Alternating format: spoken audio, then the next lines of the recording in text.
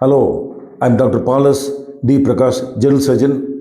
இன்று நான் மனிதனின் கால், அதில் வரும் பயங்கரமான வீக்கம், தடிப்பு, இந்த மாதிரி இருக்கும் கால் இந்த அளவுக்கு தடித்து விடுகிறது, அதாவது யானைக்கால் நோய்.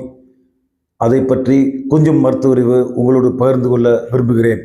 அதாவது ஒரு மனிதன், அவன் இருதயம் சென்ட்ரல் பம்ப், அது உடம்பு முழுவதும் இரத்தத்தை அனுப்புகிறது.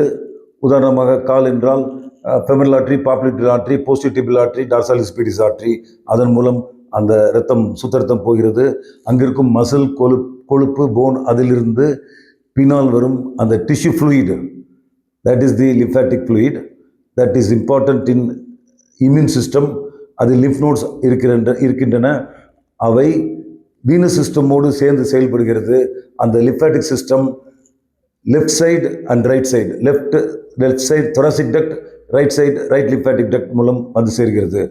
அந்த நிணநீர் குழாய்கள், அதில் ஒரு கொசு கடித்து வருவதனால், அந்த நிணநீர் குழாய்கள் பிளாக் பண்ணுவதனால், உதாரணமாக கியூலெக்ஸ் மஸ்கிட்டோ, மேலும் அதர் சப்டிவிஷன், அதன் மூலம் உச்சரியா பேன்கிராஃப்டை என்ற ஒரு கிருமி போய் அந்த லிம்ஃபாட்டிக் சிஸ்டத்தை பிளாக் செய்தவுடன் அந்த கால் யானைக்கால் போல் வீங்குகிறது. அதில் உதாரணம் காட்டிருக்கிறேன். அந்த கால் பயங்கர கனம். அந்த மனிதன், அந்த நோயாளி என்னிடம் என்ன சொல்றான், கால் பயங்கரமாக வீங்குகிறது, தோல் தடிப்பு, பலவிதமான தடிப்புகள் இருக்கின்றன. திடீரென்று தாங்க முடியாத அளவு நடக்க முடியலை, உட்கார முடியவில்லை, அங்கங்கே புண் வருகிறது, சொரிச்சல் வருகிறது.